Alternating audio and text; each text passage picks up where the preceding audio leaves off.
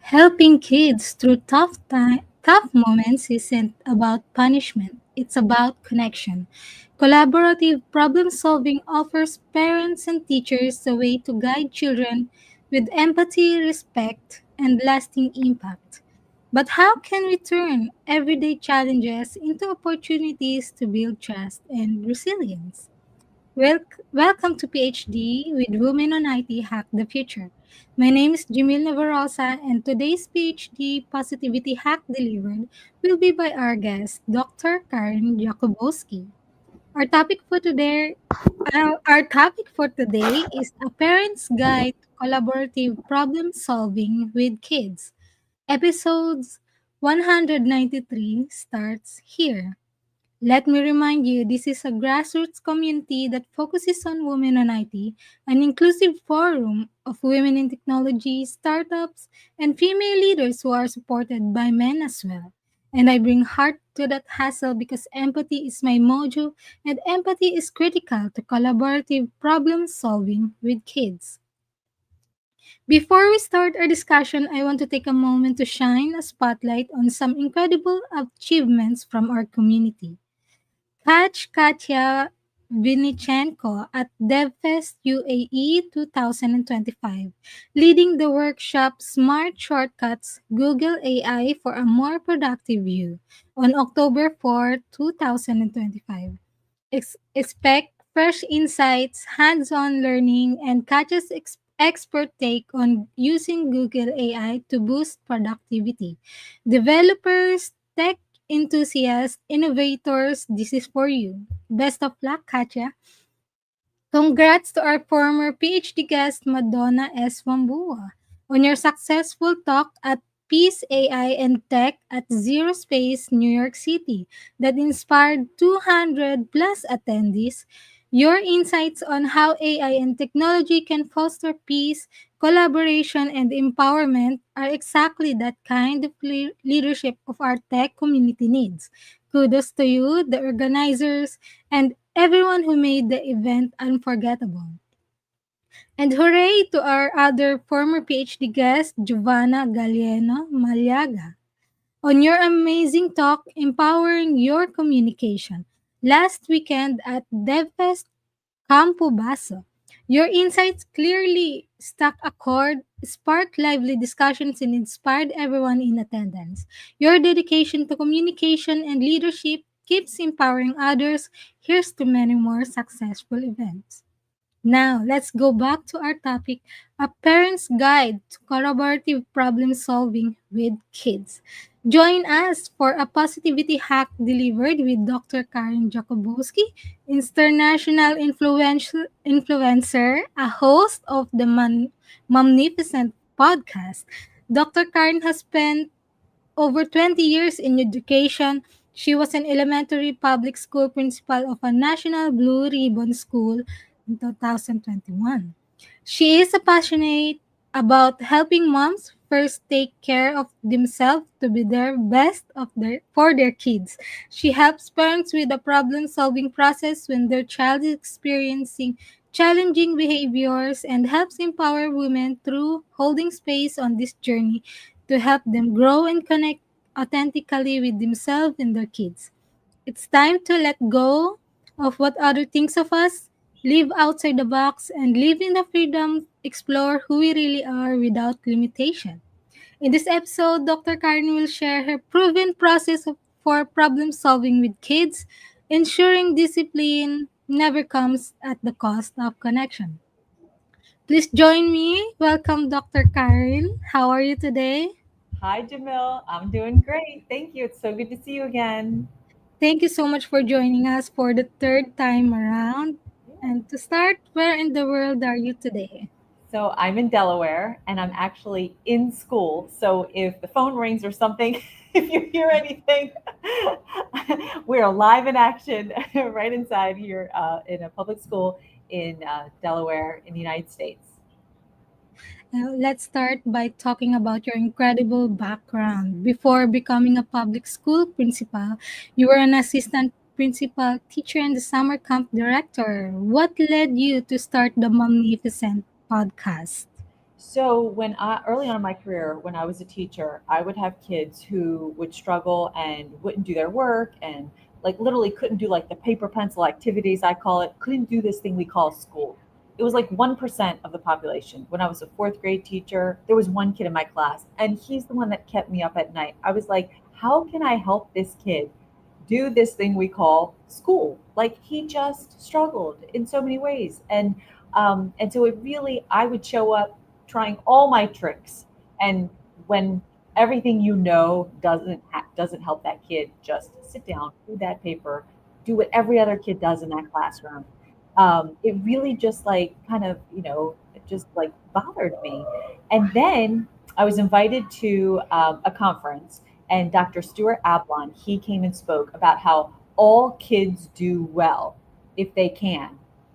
And I really believe that in my heart, that all kids can do well, and if they can't, it's up to us to figure out what it is that's causing them the issue, or like the boundary that's keeping them from moving ahead. And so he taught us this approach, which is, and I'll go into it a little bit further. But after I learned this approach, and I, wasn't perfect with it at first, like anything you learn, you have to practice, fail forward in it. But over time and over the years, I really adapted and adopted the questions he taught us, the tone of voice you use, and different nuances of this approach. And then I was starting to get kids to really open up about why they were doing what they're doing, and then for us to collaboratively solve the problem and move forward. And they actually learn the most from that situation. So I don't want to give it all away now, but that training really changed me like for the rest of my life. And that's why I started Momnificent, because I wanted to share this with moms, because nobody teaches moms this stuff. Goodness, sometimes even the teachers aren't even being taught this stuff. And it's a guesting podcast, so I love having people come on and just help us learn, help us grow, and I meet the most beautiful people along the way. It's so much fun. Oh, that's so nice, and congratulations to that. I understand there's a powerful personal story behind this. The journey started with the book by Louis Hay, I Think I Am. Can you tell us that story and why it was so powerful to you? Yes. So I think I even have it right here. I just read it aloud. Okay. Anyway, it's on my shelf. I just read it aloud in a class the other day. So several years ago, back, a paraprofessional in my school, she gave me this CD. I know who listens to CDs anymore. I still have this CD in my car, believe it or not. One car has a CD player, the other car doesn't, as you know. And it's called 101 Positive Affirmations by Louise Hay. And if you've never heard of Louise Hay, I would encourage you to Google on YouTube, listen to some of her work. If it connects with you, that's, if it doesn't connect with you, that's totally fine. But for me, when I listen to it, she goes through positive affirmations, literally 101 of them. And I would listen to the CD all the way into work, and I would listen to it and keep it on the way home. And I realized it just brought me out into like probably like my higher self, if you will, and brought me out of my situation and kept it. I felt more positive after listening to it than where maybe I'd just gotten beaten down by just the stress and the tasks and things of the job and the day to day. And then I found out she wrote a picture book called I Think I Am. It is my absolute favorite picture book. I read it to all the kids when I have a chance. I want to buy it for like every kid in the world. She takes ordinary scenarios like my hair is straight and I want my hair to look like hers, but then she flips it around into a positive affirmation like I am beautiful inside out. And it's teaching kids that they might have a thought like nobody likes me, I don't have any friends, that simple things like that. I always lose. I always miss things. I always mess up. And she teaches them a positive affirmation to spin that thought, because a thought is just a thought and it can be changed at any time. And so I teach that to kids and I share that with them. Like your thoughts have power, and your thoughts influence how you act and how you feel and what happens to you. So if you have never heard of that picture book, I Think I Am. It's one of my favorites, and I recommend it, especially as a parent, to read to your child. They really get it. Oh, I think it will help me too for words of affirmations. As a mom, I am a mom. I often worry about the kind of world my kid growing up in. Is it harder for kids today aside from the pandemic? What do you see that fuels their anxiety? So I think, I mean, before the pandemic, Michelle Borba, who was a guest on my podcast, a renowned author, has written over 25 books, very well established, well published. She travels the world speaking. She wrote the book Thrivers, and that was before COVID. She had done the data and pulled the research from years showing that kids in their teens were at their lowest point psychologically and mentally, just feeling doomed, feeling like they couldn't live this life, get ahead. There's a lot of depression. So we can all imagine how much more it was since the pandemic and through the pandemic. And what I've noticed with kids, well, they're all on screen time way too much, way too much. I hear kids saying, "I just want to go home and watch YouTube." And I'm thinking to myself, what about playing outside? What about having a friend over? What about going to your friend's house, having a sleepover? Like you have got to have your kids be doing the things kids normally do. Set a time that they can be on their screen time, but I caution you, turn it off. Make your dinner time, section it off, and it's like no, you're not going to have any screen time, no screens. Turn your phones off, and because kids are struggling to just engage, they're struggling to socialize, they're struggling to share with you their feelings, they're struggling with just that, those basic communication skills. Like they're losing that more and more. So please, whatever we can do to replace screen time with more organic outdoor game nights, activities. Um, please put them in sports, playing an instrument, find something they're interested in. That's what Michelle Borba talks about with Thrivers. Find what your kid loves and then just surround their life with that. Even if it's like Legos or something, that painting or something that even you wouldn't even like find exciting or thrilling. Find what your kid loves and build that into their schedule to have time with that. And that's going to help them thrive. Speaking of screen time, social media is such a huge topic for parents, even with younger kids. From your perspective, is social media a potential cause of mental health problems? Absolutely. And even in adults. I mean, I interviewed actually three teenagers on my podcast who learned a lot of mindfulness practices from their science teacher, who I also had on my podcast. And you know what they said? They said, we wake up in the morning and our phone is the first thing we look at. Who said what? Who liked what? Who shared what? Who commented where? Who didn't comment? How many likes do I have compared to who else has like these teens wake up and that is filling their entire minds. That is not healthy.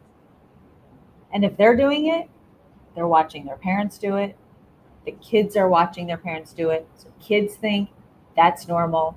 I go out to dinner, I see a whole family all on their phones, the parents and the kids. I'm like, no, no, no, no, no. Wait, what are we doing? What are we doing?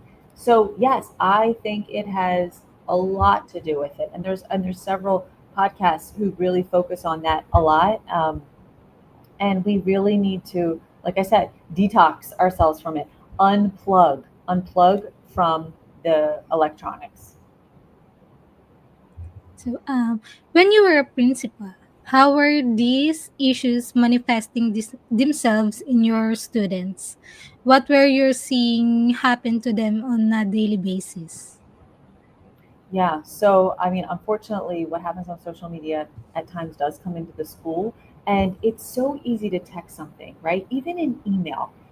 Think of when you write an email, sometimes you're writing it, but if you actually picked up the phone and were talking to the person or even had an in-person conference or conversation with them, I'm not sure if you ever realized, but you say things a little bit differently in person that are easier to say in an email or a text message or online.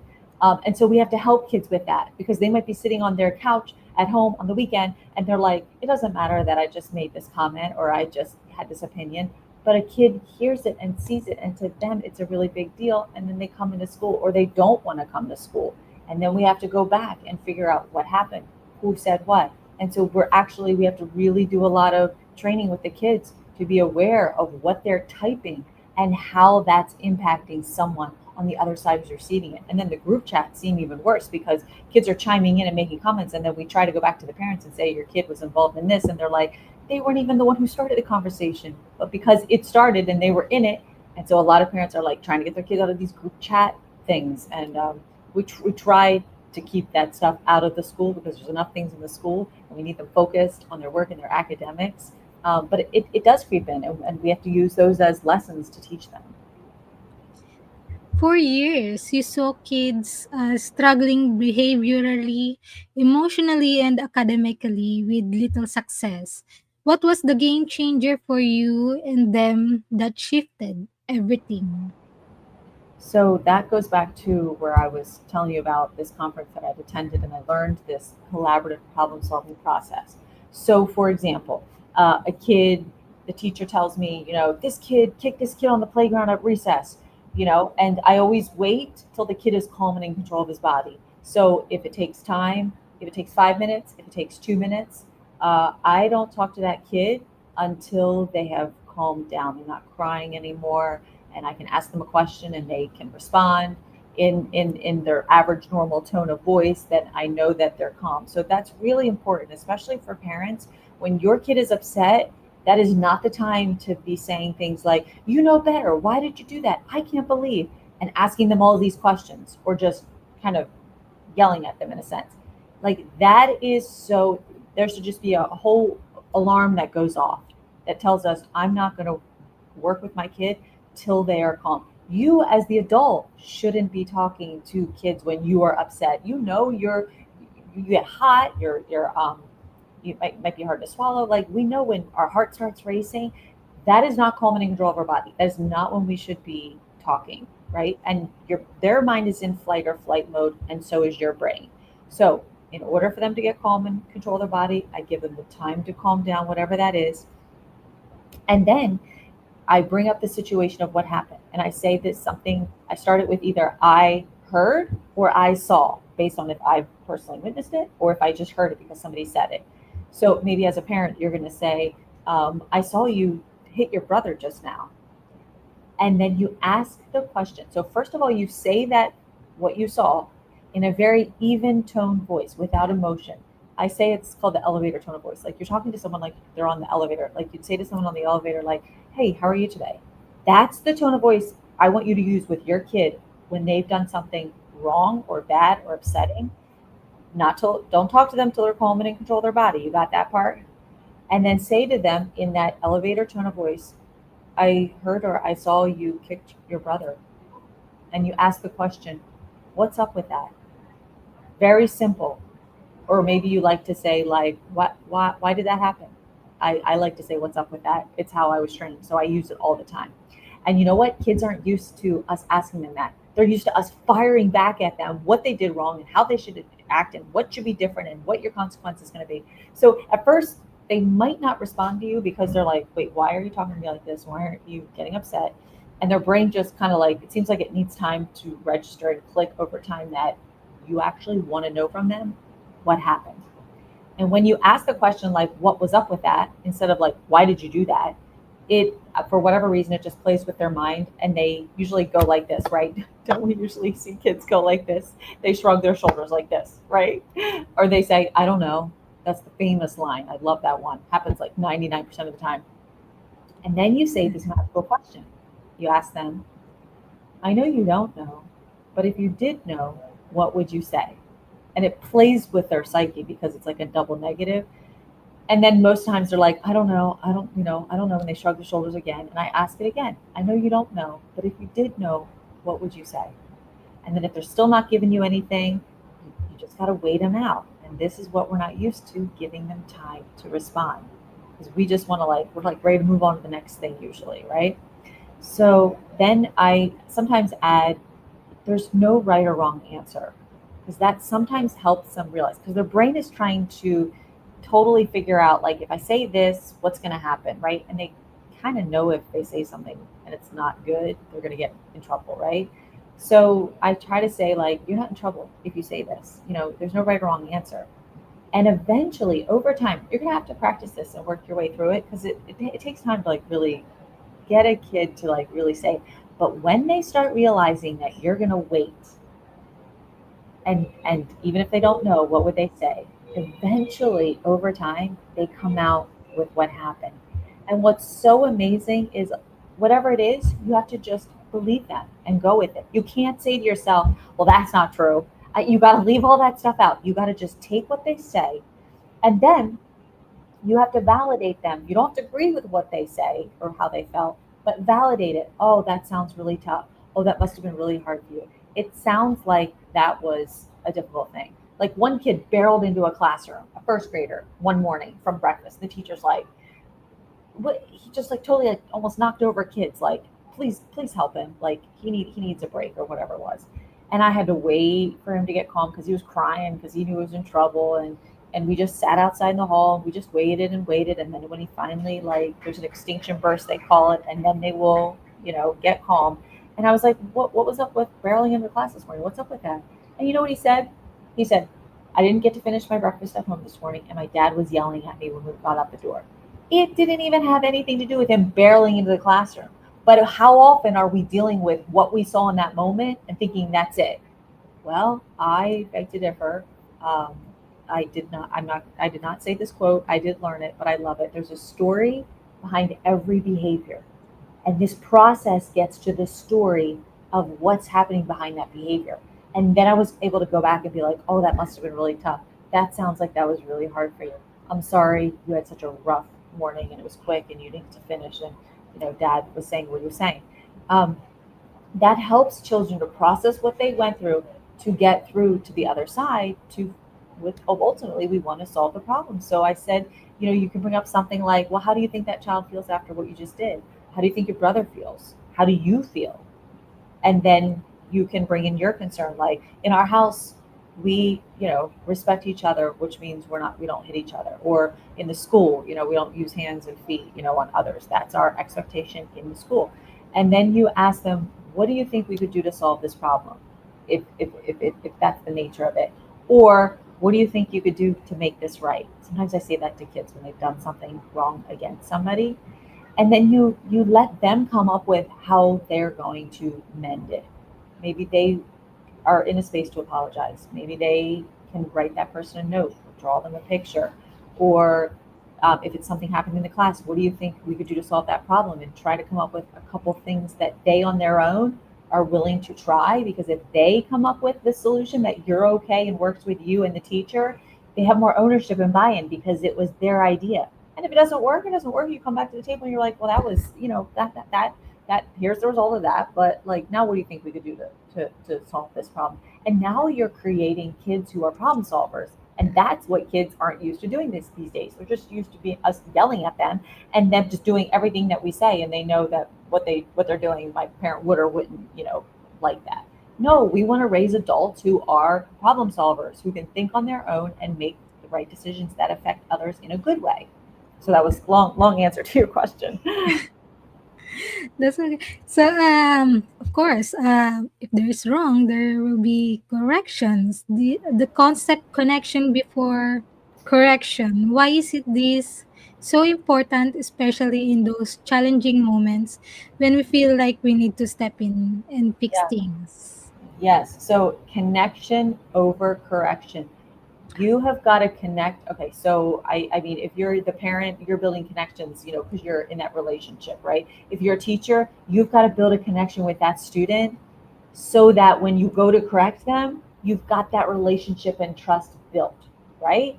And if you haven't heard of the author, Dr. Laurie Desatel, I'm going to show you her book because I just looked at it this morning. Look at hers. Connection over compliance. Love her work. If you haven't heard of Dr. Laurie Desatel, I absolutely love and cannot get enough of her work.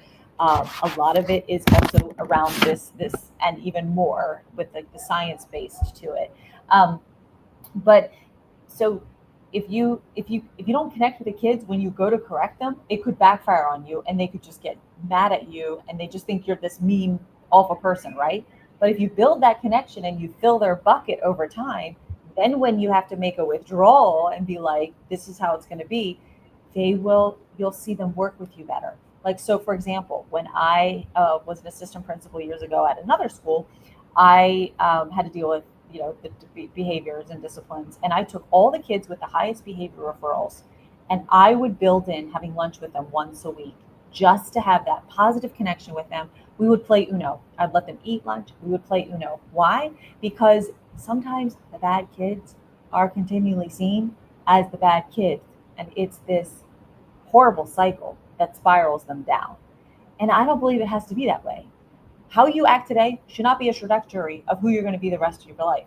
And I tell kids this: you made a bad choice and decision. You're not bad. When I was a kid, actually, when I was in elementary school, nobody believes this. I lied, I stole, I cheated, little things. But I felt like I was bad and I hated that feeling. So I don't make kids feel worse. I don't yell at them. I don't talk down to them. I talk to them actually like I talk to the superintendent if you walked in. Every child and individual gets the same value and attention. I believe that's how it should be. I believe that in my core. And I don't like to be felt that way, disrespected and looked down on. And I don't treat others, even that bad kid who just hit and kicked the teacher and screamed or ran out of class or what have you. They're hurting. Hurt hurt people. Goes for kids too. So if you can build that connection with this collaborative problem solving process, they realize when they get in trouble, you're not going to yell and scream at them. And there's a safe space to talk through what happened. And if you read the book Love and Logic, you learn that when a kid is calm and in control of their body and you're doing this process with them, they're actually learning from it, as opposed to if they do something wrong and you yell at them, make them feel singled out, belittled, they go to that fight or flight mode in their brain and their brain can't learn in that moment. So they're going to go through that situation again at some point in their life to learn the lesson because they couldn't learn it then. You don't learn in that state of being, I call it freaked out. It's not a secret that when students are sent to the principal's office, it can be a scary moment for them. You have a very unique approach that is not always popular. What is that approach and what was the reaction to it? Yeah, because, I think most people think that, principals seem scary, they should be scary. I mean, so many times people think I'm not a principal, or when I was assistant principal, as assistant principal, because I'm kind of like really nice. And that's because like I love the kids. I don't have kids of my own, but when I show up at school, I just love these kids like 110%. And I think I have a heart for the underdog even more because that was me. So I really empathize with how they might be feeling. And I hated sometimes when I was felt not so great. So I kind of like really work overtime to not, yes, you have a consequence. What you did has repercussions, but I'm not going to treat you differently because you did something bad. And so when kids come to my office, it is different because a lot of adults, when they got in trouble and they got sent to the principal's office, everyone they hated it. And at times the teachers kind of want the kid to feel worse for what they did. And if they aren't showing remorse, that's kind of hard for teachers at times. And teachers can't take it personally what a kid does. And that's really hard not to do. But this process keeps it very objective, very like I said, the elevator tone of voice, you're asking the questions, you're getting them to problem solve.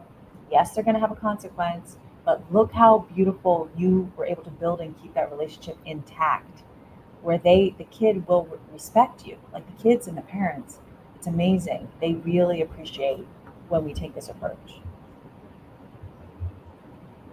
As a parent, I am always searching for ways to connect my child, especially when she's having a hard time. What's your secret to truly connecting with kids in their most challenging moments? So, like I said, try to, even if you just start with this one thing, notice your tone of voice and what you say the next time your kid does something wrong. And start with you.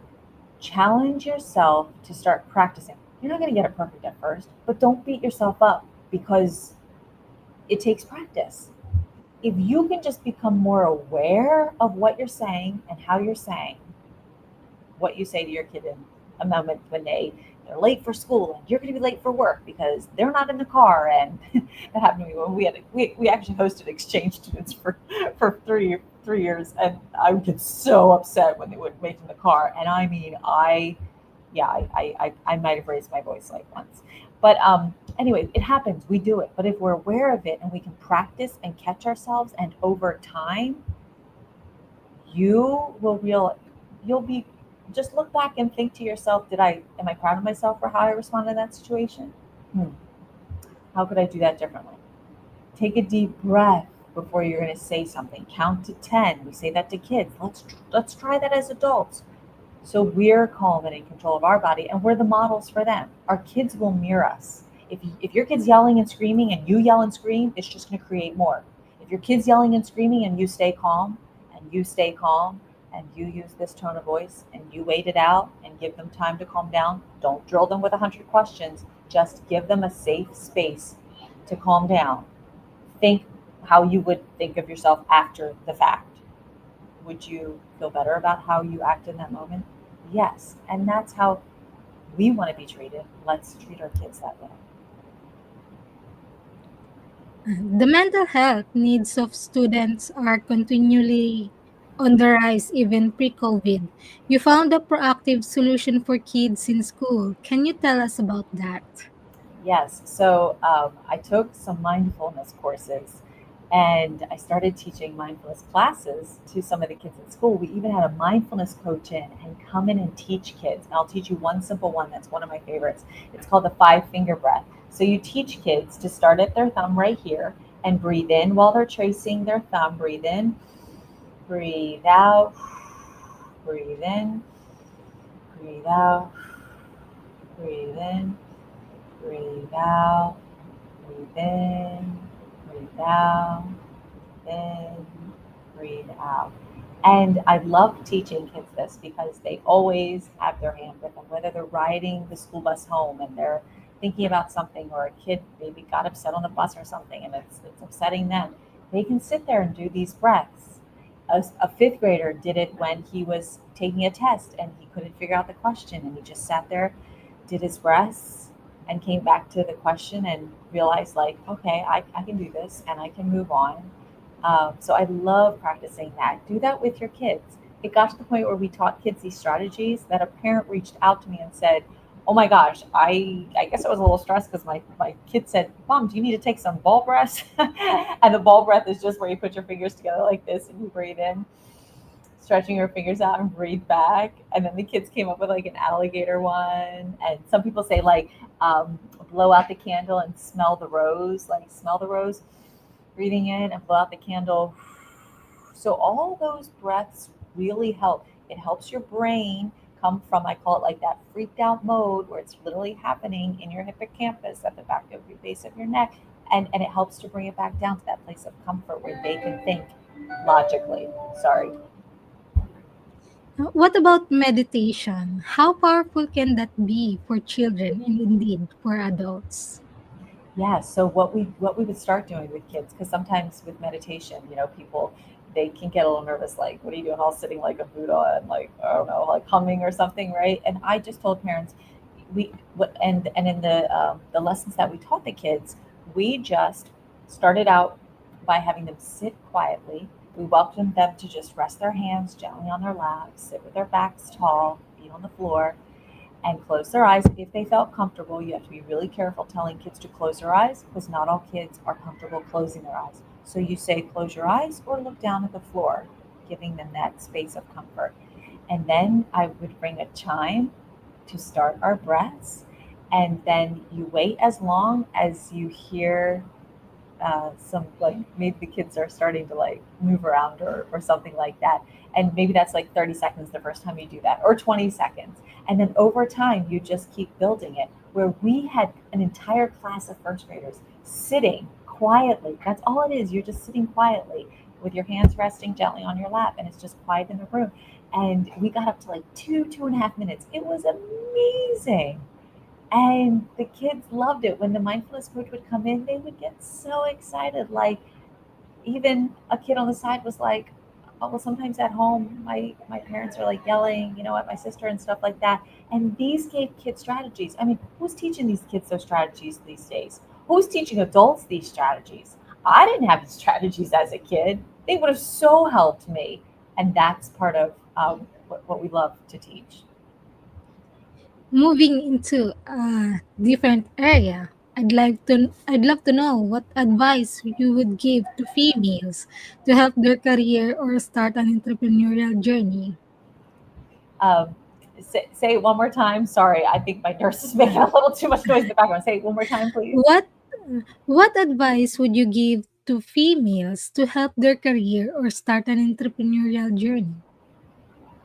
So I would recommend that um, I think something that's really valuable, and this is just one of my core values, is really treating everybody with respect.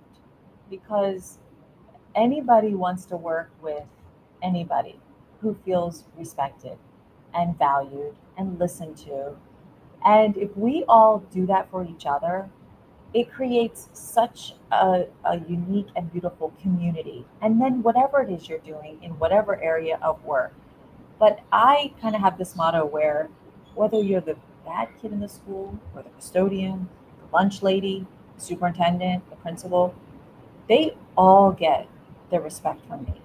And I think that's just so powerful and really bring that to your workplace. Someone told me once people should feel better after being in your presence than before they entered your presence, if you will. And think about that as you move through life and in your career. Do the people I engage with and interact with, are they feeling better about themselves because of how I made them feel by the way I treated them? And when I've had the most difficult parents that I've had to talk to, or a really difficult teacher, needing help or having a rough time, 9 times out of 10, I was able to work out any solution with them by listening to them, making them feel heard, valued, understood, and that respect. It was just critical, critical. I believe you can work through anything that's facing you if you have those pieces. Uh, in your opinion, what are the top three soft skills all career driven females should have?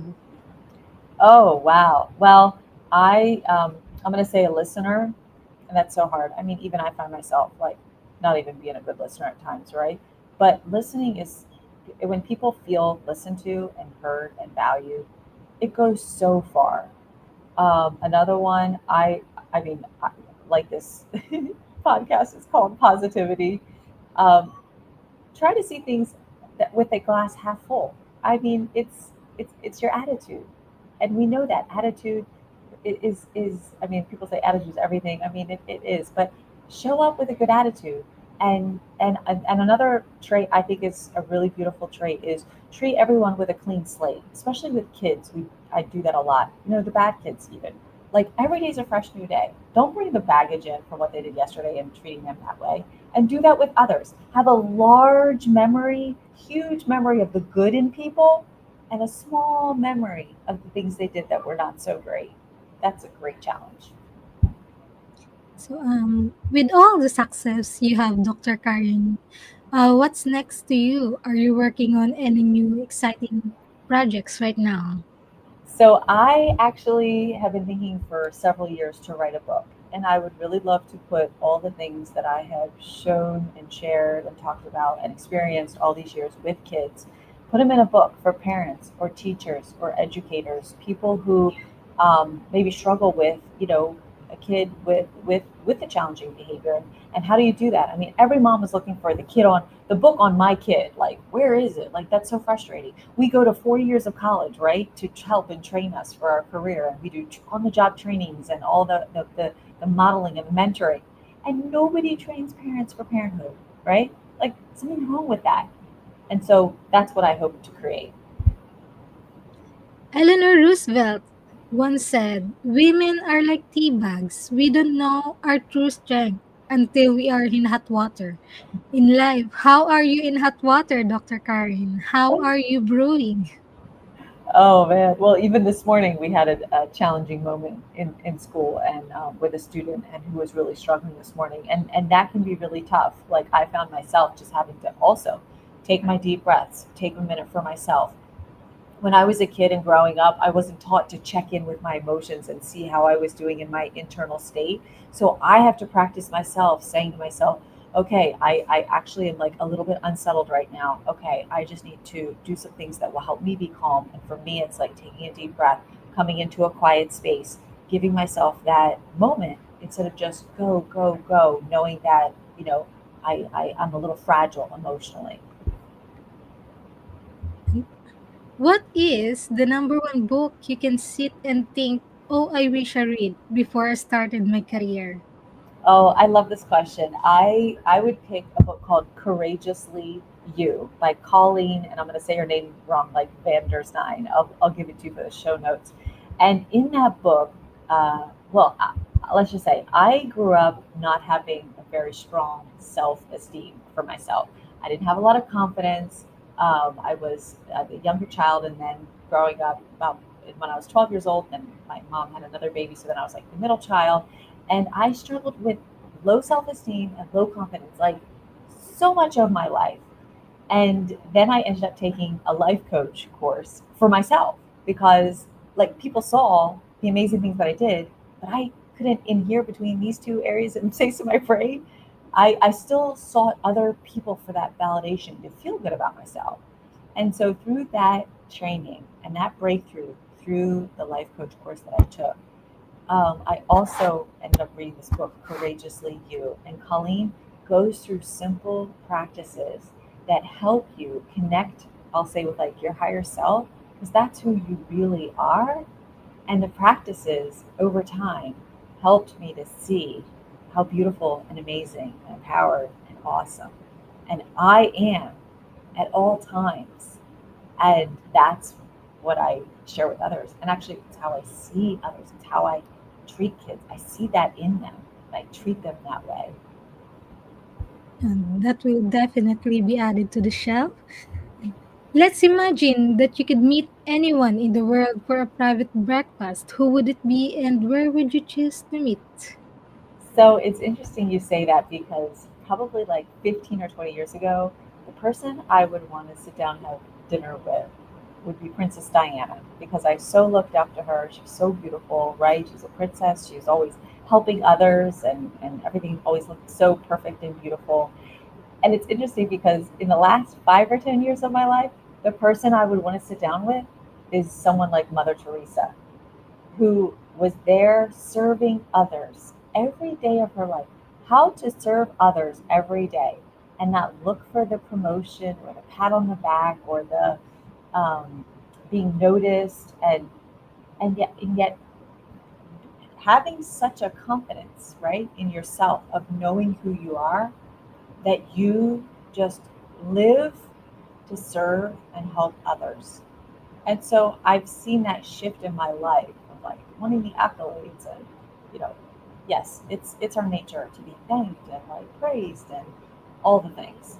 Um, but now I really have a greater respect for people like Mother Teresa, and I'd love to ask her, how did you do that?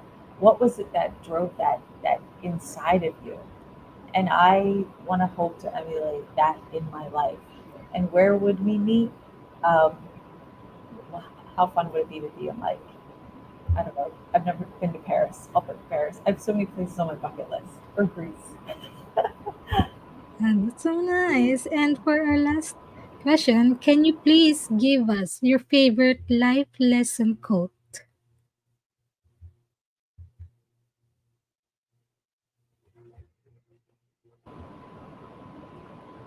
Go ahead. I'm here.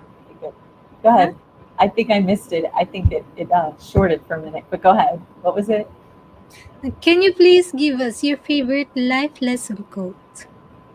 Oh, wow. So this is something I learned in my teens, and I don't remember who said it. It was definitely in the church that I grew up in, and they said, "Always remain sweet, no matter what happens." And I actually write that in the yearbooks when the fifth graders give me their yearbooks to sign. I tend to write that phrase the most. Remain sweet, no matter what happens to you in life. I've seen my friends go through very difficult and, just hard things, and it's kind of like changed them over time, you know. And I don't know, it's just something that has resounded and stuck with me all these years, and something I tell kids. And I did a signature talk one time, and I said, I added in there, like, be like a cork in the ocean, right? Like a cork. No matter how far down you put a cork in water, what happens? It always pops up back to the surface. And that's kind of like my life motto. Like, no matter what I go through, I will get through the hard times. Yes, there's hard times. Yes, life is challenging. Um, you know, when people have done me wrong over the years, in a sense, I really come to the point where I think to myself, you know what, I don't owe anyone but love. Because life is hard enough on its own. We all got our life going on. That we don't need anybody else thinking anything more difficult and worse that makes it worse, in a sense. And so, yeah, you know. Thank you so much, Dr. Karin. This conversation is very helpful and inspiring. I think this would be a perfect way to wrap up the conversation. Shall we finish this with one of your favorite affirmations? Oh, yay. Okay, I said this to a fourth grade class the other day. I taught it to them. Okay, ready? Here it is. It's like two different phrases, but just stay with me. I am safe in the universe, and all life loves and supports me. Life loves me. I'll say it one more time. I am safe in the universe, and all life loves and supports me. Life loves me. I am safe in the universe and all life. So sorry. Uh, what? I am safe in the universe All life loves and supports me. Life loves me. Sorry, that and was my all nerves. life. Love supports me and lives loves me. And that's it from our 193 of the PhD live stream. Thanks to our guest, Dr. Karin Jakubowski. To stay updated and ensure you never miss a positivity hack delivered, follow Women on IT and turn on notifications to be alerted once video has been released. Next week, we'll dive into topic okay, tune into our next week for a new episode. And thank you for our fabulous team, Desiree, Jane, and Rashlyn. And finally, we want to wish before we sign off, we want to wish a very happy birthday to our boss, Patrick L. Young. We just want to say thank you for everything you do, and we are also grateful for your leadership and how you always have our backs. From the entire team, PhD, thank you so much for your support. As always, our positivity quotes comes from positive thinking only and goes look for something positive in each day. Even if some days you have to look a little harder. Today is your day. Hack the future. Hack the positivity you want. Thank you.